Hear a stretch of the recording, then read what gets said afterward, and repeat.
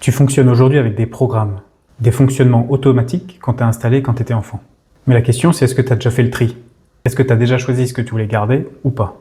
Tout ce qu'on t'a transmis avec ton éducation, avec l'école ou avec ton cercle proche, même les expériences de vie qui t'ont forgé, qui t'ont programmé. En gros, ton système, il a installé plein de programmes pour faire face à toutes ces expériences de vie, mais il y a 3 problèmes qui se posent.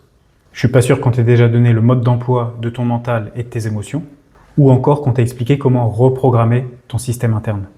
Parce que quand tu as le disque mental qui tourne à 1000 à l'heure et que ça vide ton énergie et que tu es en mode batterie faible, il te faut le mode d'emploi pour rebasculer en mode veille et régénération.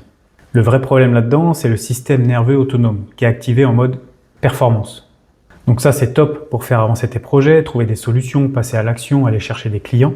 Mais si ton système nerveux autonome, il est actif à plein régime, il embarque avec lui le mental, qui lui aussi va tourner non-stop et à plein régime aussi. Et ça, même le soir quand tu veux dormir, ou même quand tu es en train de profiter avec tes enfants et que tu veux être tranquille, ou encore passer un moment en couple ou avec tes amis. Donc pour remédier à ça, le principe clé, c'est de réduire manuellement l'activité du système nerveux. En gros, trouver la pédale de frein et appuyer dessus.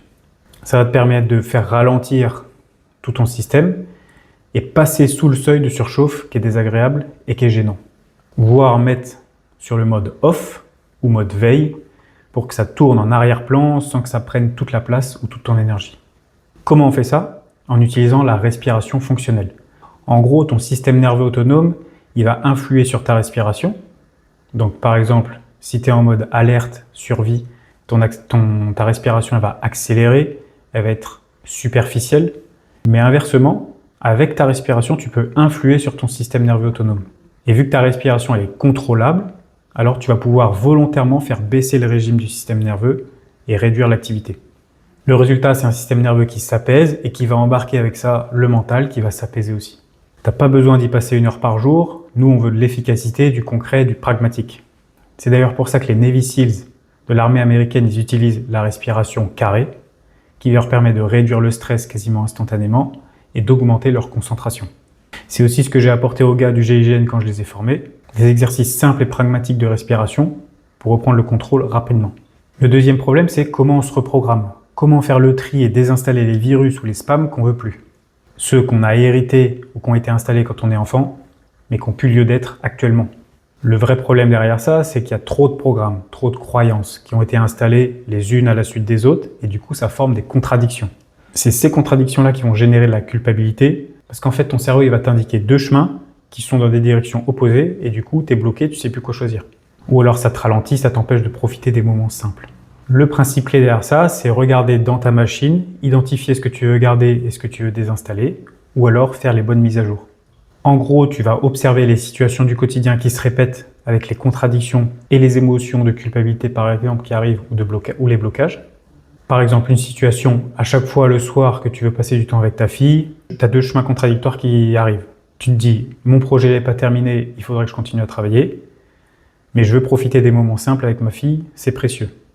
Tu as cette contradiction-là qui génère de la culpabilité et qui te bloque. Donc là, l'idée, ça va être d'aller se questionner pour trouver les croyances qui sont à la source de chacune des directions que ton cerveau t'indique. Choisir celle que tu veux garder ou non. Et s'il y a toujours des contradictions, faire une mise à jour d'une des 2 ou des 2 pour enlever, débloquer cette contradiction interne. C'est comme ça que tu vas optimiser ta propre machine, enlever les blocages, rester toi-même, aligné et enlever le plus de friction possible. Et finalement, le dernier problème, c'est qu'il te manque le mode d'emploi pour passer du mode les émotions fortes de mes projets qui sont importants pour moi, mais qui créent du stress et de la pression, pour aller plus vers le mode apaisement, pour pouvoir rayonner sur ses proches et pas les infecter avec tes émotions du moment. Donc derrière ça, le vrai problème, c'est que ta boîte mail à émotions, on va dire qu'elle est pleine. Tu ne traites pas les messages au jour le jour et du coup, il n'y a plus d'espace disponible. Du coup, le message d'erreur, il n'arrive pas au moment que tu voudrais. Il va arriver par exemple au moment où ta fille elle traîne pour aller au bain et que ça t'énerve et du coup le message d'erreur il va se déclencher à ce moment-là et c'est elle qui va prendre les foudres de cette alarme alors qu'en fait toi tu voudrais faire le tri avant et que ça se produise pas sur les moments simples avec tes enfants ou tes proches. Donc le principe pour éviter ça, ça va être d'aller lire, d'aller trier tous tes emails, tes émotions au jour le jour pour garder de l'espace disponible avec tes proches. C'est ce que j'appelle avoir une hygiène émotionnelle quotidienne. En gros, se vider des émotions de la journée pour pas que ça soit des émotions négatives ou désagréables qui débordent sur tes proches. Et arriver à se reparamétrer sur des émotions qu'on choisit, qui va nous permettre de rayonner, ce qu'on a envie de rayonner sur nos proches, nos enfants, nos conjoints. Comment ça marche pour faire ça? En gros, tu vas faire défiler les émotions de la journée et en prendre conscience, prendre connaissance des messages qu'elles ont à apporter. Donc ça va te permettre de te vider, de décharger, t'apaiser. Et ensuite, tu vas aller te reparamétrer sur les émotions que tu as envie de vivre ou que tu as envie de transmettre, de rayonner. Pour ça, l'astuce, ça va être d'aller relire des mails, des émotions qui te mettent en joie, en enthousiasme ou une autre émotion que tu as envie d'avoir. En gros, c'est comme relire un email ou une lettre qui t'a fait plaisir, qui te met dans un certain mood que tu as envie de propager. C'est toi qui choisis de te replonger dans ce mode-là pour aller ensuite partager des moments avec tes proches. Donc ça se passe en 2 phases. Tu exprimes, tu vides et après tu te reparamètres pour rayonner l'émotion que tu as envie de rayonner. J'espère que ces petites explications vont participer à maintenir ta famille unie et heureuse et t'aider à rayonner sur tes proches. Et si tu veux aller plus loin, si tu veux mettre en place cette hygiène avec les modes d'emploi, les protocoles, les techniques de reprogrammation, c'est ce que je propose dans mon accompagnement One-One. Et je cherche en ce moment des bêta-testeuses pour attaquer en début d'année 2026.